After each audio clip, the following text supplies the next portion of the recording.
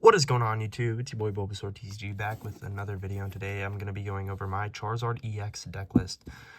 I finally got this done, actually, like 2 months ago, and I've just yet to do a video on it. I've been making a lot of changes to it, but without further ado, I'm going to get right into the deck list. So first, I play just 2 copies of Charmander. Specifically the 70 HP one. I originally played 3 with one of the 60 HP ones, but there's too much going on.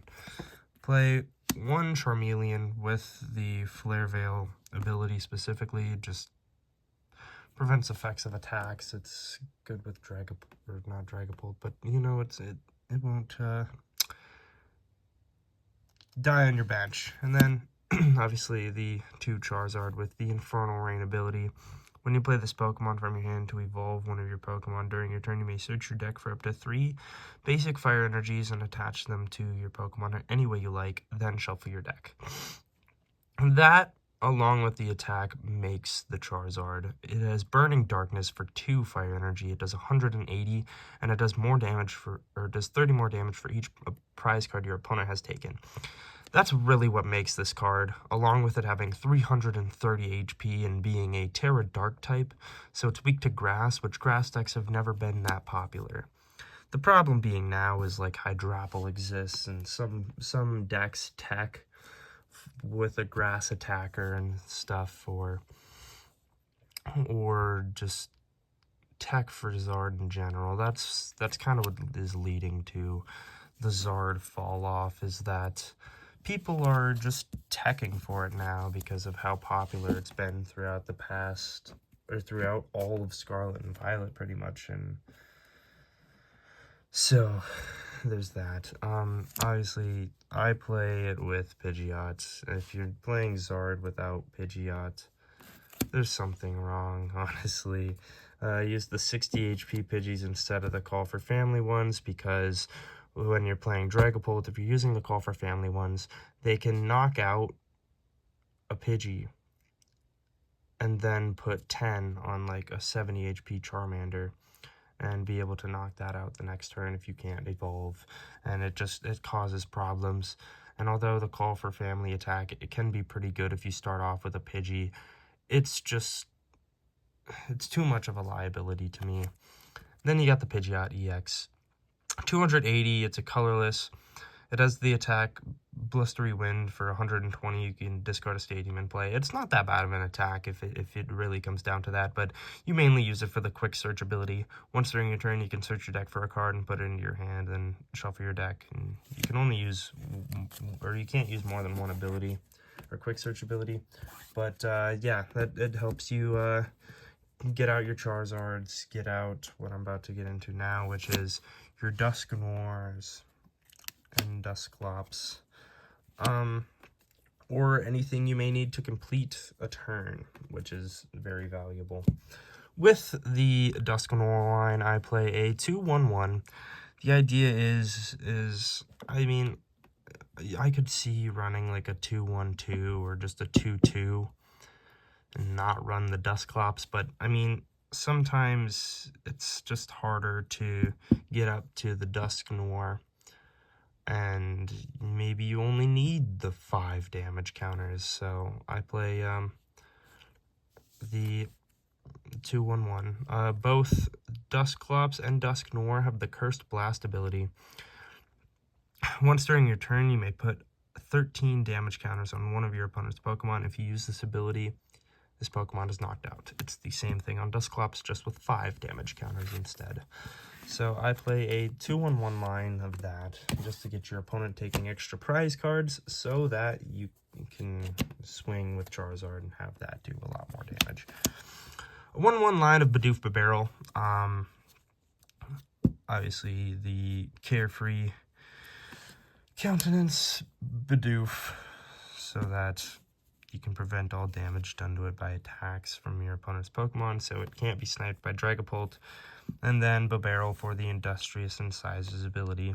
Once during your turn, you may draw cards until you have 5 cards in your hand. it's just more draw support in Charizard, in a Charizard list that needs a lot of draw support, I'll tell you that much. The Radiant of choice is, in fact, the Radiant Charizard. I tried to mess around with Blood Moon Ursaluna, but that just didn't go well.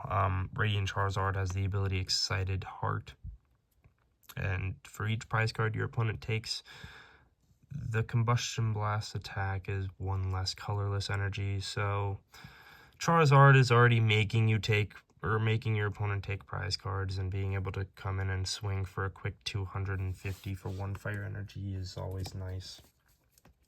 For the support Pokemon, I play a 1 of Rotom. I think every deck in Standard should at least try a 1 of Rotom for that extra draw support in the beginning stages of the game.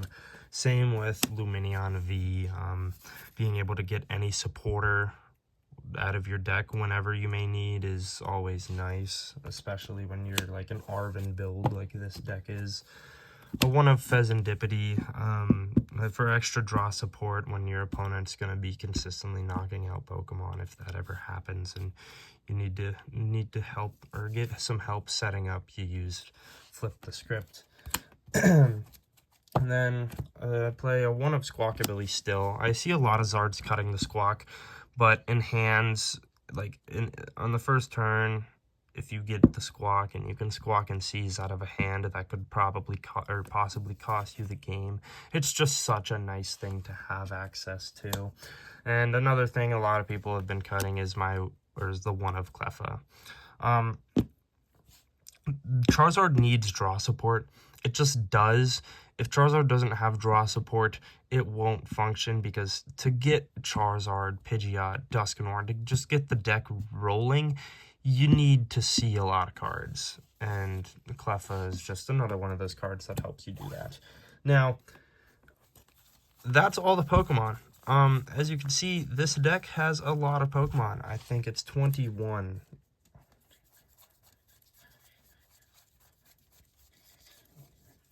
Yes, it is 21 Pokemon, which you might think is a lot, but it's a low energy count, so that makes up for it. Now, getting into the supporters, it's kind of light on the supporters, but I feel like a Zard list should be. I got the 4 Arven. Obviously, it's an Arven build. It gets you an item and a tool, especially in a deck where, obviously, you need to see the rare candies and such. 2 Boss's Orders. I mean, Boss's Orders should be in every deck unless you're trying to trap something into the active, and even then you should play a 1 of, so you can pick what you need to trap into the active. It's just such a valuable card. 1 of Briar.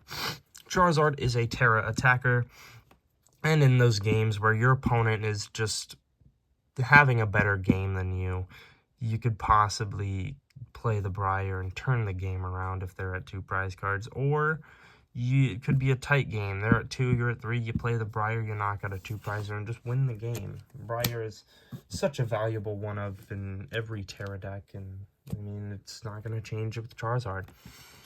Just 1 Iono. I know I'm going to get criticized for only playing 1 Iono, but with Zard, you're already disrupting so much that hand disruption is just not something that Charizard is really known for. The only reason I do play the 1 of Iono is just in case, like, you can't draw anything.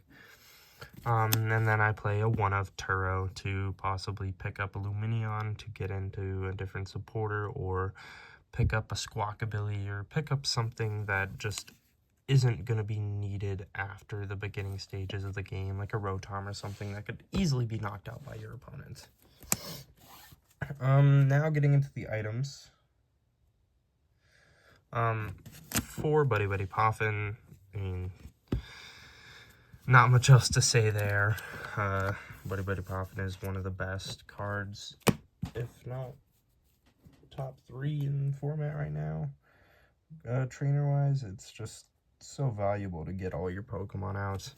4 rare candy, as this deck does have a total of 3 stage 2s. You're gonna need to see these rare candies throughout the game.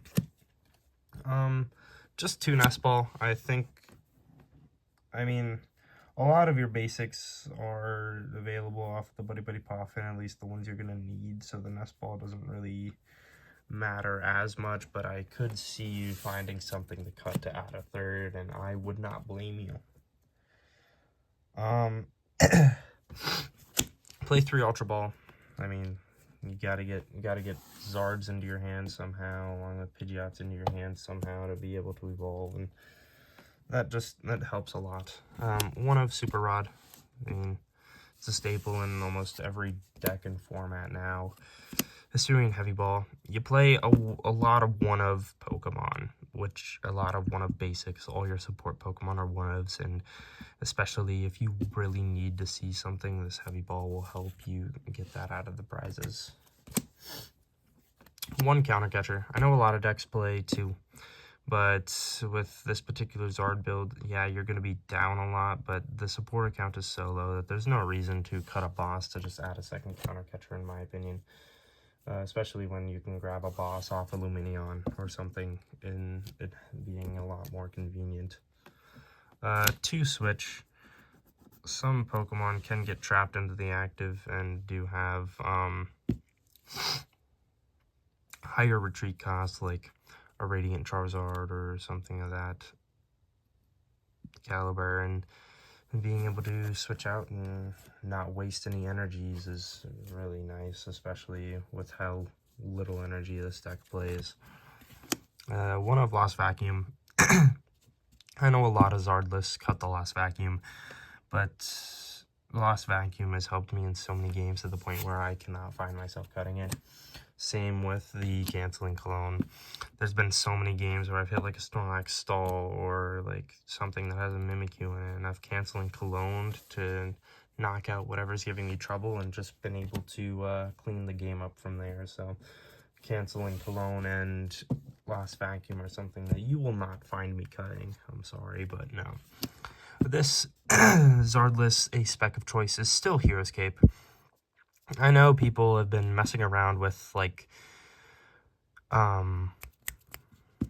Sparkling Crystal because of how little energy is being played. You can possibly power up 2 Charizards in 1 turn, and I don't mind that, but I just...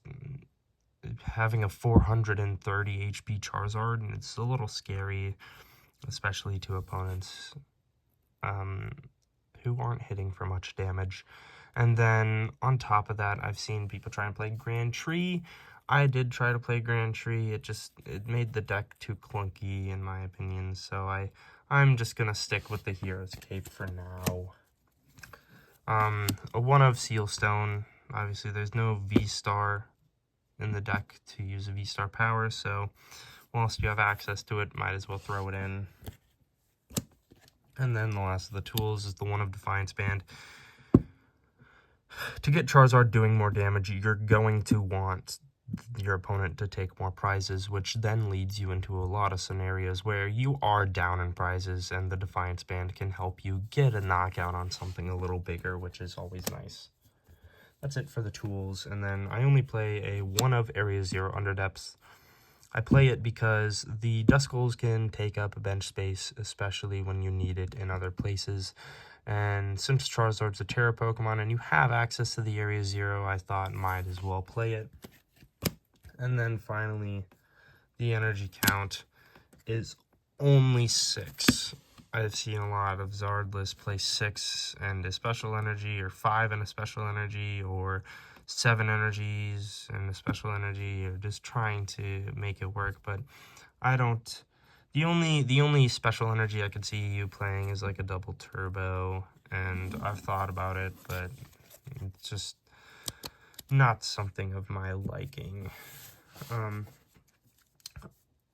I will flash the deck list on screen quick, and then I will get into some solitaire games for you guys. Alrighty, so bear with me on the camera angle here. I'm gonna run through a solitaire match with the Charizard here, see if I can get a good match in for you guys to show you kind of how I run the deck. it can be kind of fast-paced, but there's also going to be those games where it's just kind of slow and you can't really do much. Starting hand here. This hand looks pretty bad, even though you do have some nice pieces in here. You don't really want to start out with the Radiant Zard unless you have a switch in hand, so I'm going to start out with the Squawk, and I don't even think I'm going to bench the Radiant Zard yet.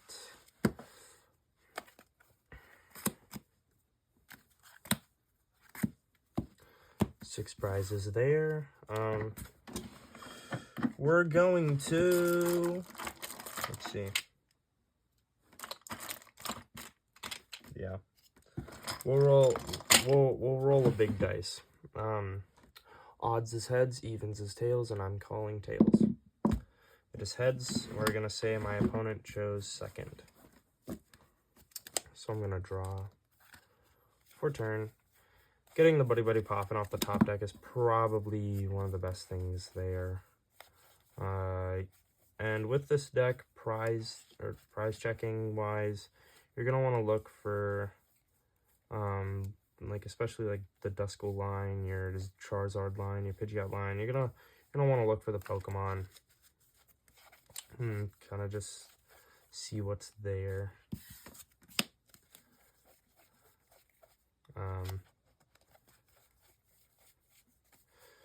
Which in this case it looks pretty fine. So off the first Poffin, with almost any Charizard deck, you're going to want to grab a Charmander Pidgey just to get those two established right away.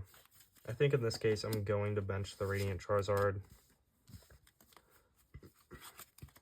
And then it's going to be weird, but I'm going to attach the Squawk ability.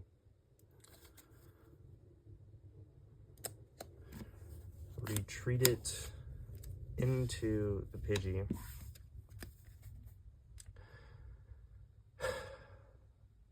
And then we're going to hold this hand, I think. I don't think we're going to Squawk. I thought we might, but drawing the Poffin really helped that. So in this case, I think next turn, depending on the top deck, we Ultra Ball away Boss Energy for a Pidgeot Rare Candy into it. Because we're going to pass, and we're going to say that this, or the opponent I am playing, does not knock out the Pidgey. I mean, it is possible, but we're going to say that's too obscure. So, the top deck. Oh, wait. I didn't shuffle. Knew it. I knew I was forgetting something. Okay. Too focused on explaining the deck to shuffle. Okay. So, our top deck is an Arven, probably the best thing that could have happened there. So, we are still going to Ultra Ball away the 2 Fire Energies for a Pidgeot. The 2 Fire Energies. The Fire Energy and a Boss, holy. Rare Candy into the Pidgeot. Play Arven first. Yes, I know this brings me down to a hand of 0, which you don't want to be at, but you're going to find yourself at hands of zeros a lot of times with this deck.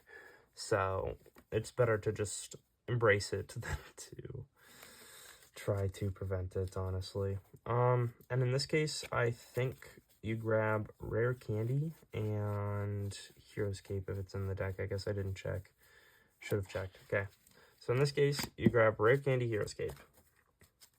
Then you quick search for your Charizard. You're going to want to get it into play as soon as you can, obviously. So you're going to quick search for that. Attach the Hero's Cape to your Charmander, Rare Candy into the Charizard, and use Infernal Rain. In this case, I'm going to grab the full 3. Attaching... Holy, there's barely any energy in the deck. I guess I just discarded 2, huh? We're grabbing 2 Fire Energies and then the 1 to the Radzard. Yeah, leaves you at a hand of 0, but you're attacking this turn, which is a plus. We're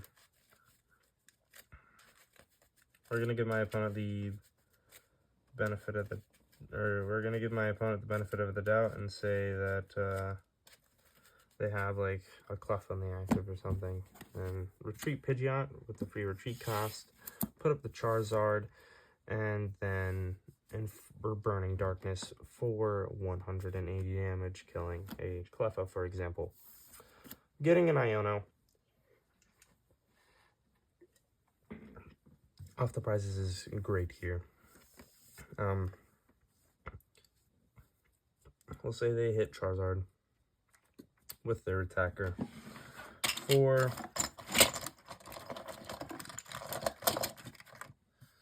holy, can't find any dice. I'm say for like 160 is reasonable. So then with the top deck, you get an Ultra Ball. So you're gonna want Iona here. Having a hand of just 2 cards is not ideal. I'm drawing 5. So you get the Fez here.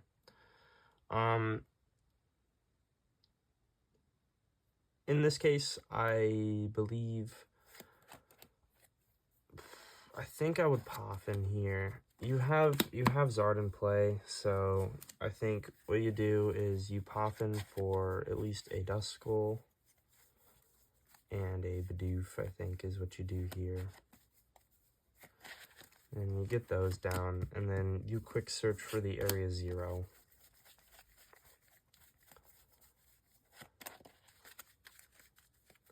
Put that into play.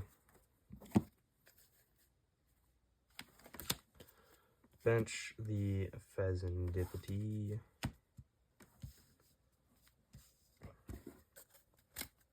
And then since we drew the Heavy Ball, might as well play it to see what is prized. Because obviously you want to know what's in there. So Heavy Ball. I don't think there's any basics, so that's why I just put in the discard, which is not. Prizing the Super Rod and the Seal Stone and the Defiance Band sucks a great deal. So this is really bad prizing for this deck. Obviously, something like that could cost you the game, but we're not going to worry about that right now. And we're going to continue to swing with Charizard. So, Burning Darkness for 180.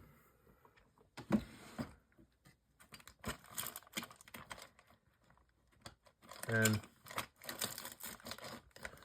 we're going to continue to say that they're swinging for 160. But we're going to say they boss KO'd the Squawkabilly, right? Which gives them 2 prizes. They've taken 2 prizes. Burning Darkness now does...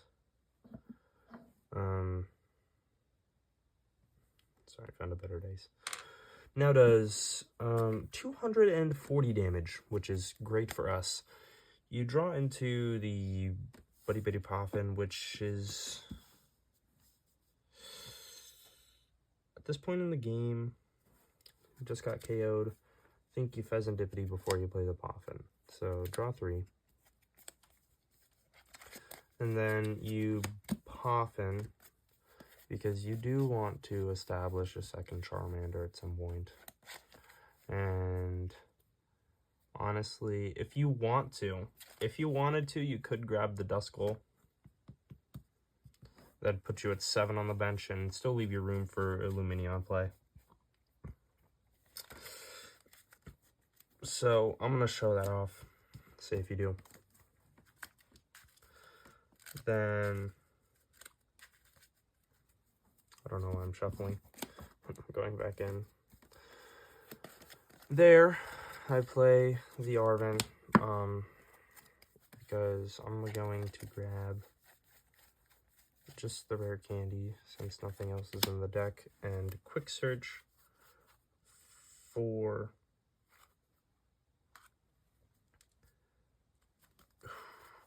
I think this turn you quick search for the Dusk Noir. I'm gonna show that off, And then next turn, you quick search for the barrel, honestly. That or you Ultra Ball for the barrel, and then Industrious Incisors, and then quick search so you can get the most out of your hand. But Rare Candy into the Dusk Noir. And we're going to say our opponent has like a barrel on the bench. We can Curse Blast to not only force them to take a third prize card, which ups Burning Darkness to 200, wait, let me do math. 270 damage, but we take a prize card. Getting the Seal Stone is big there. That changes our turn. So, in this case, we're down. I'm not going to see the the counter catcher coming in.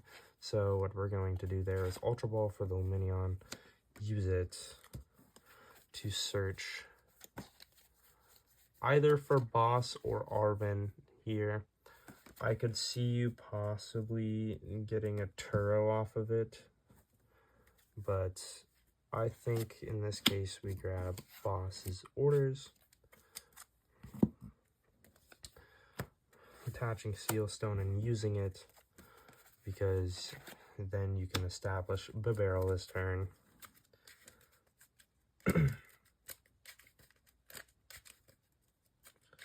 But like you see, let's say we can Boss's Orders and a 2-prizer and take the knockout. So then, take our 2 prize cards. They cannot knock out the Charizard. So, we draw.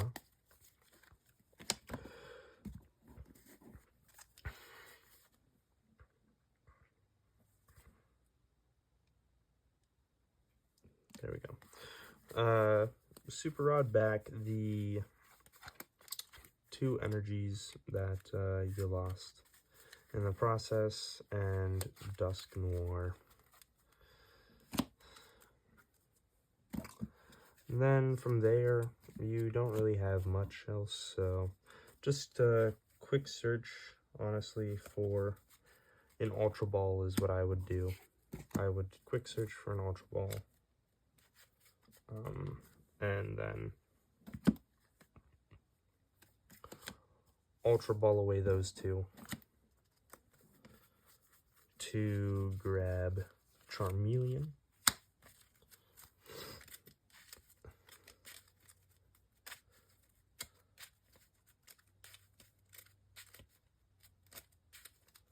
But I think I'd hold the Charmeleon actually, because then you barrel for 3. In this instance, we did not get the Rare Candy, so then I would be okay with evolving into the Charmeleon, and then possibly Burning Darkness. I assume at this point they would put up a 1-prizer, because they know that if they do that, they can come in,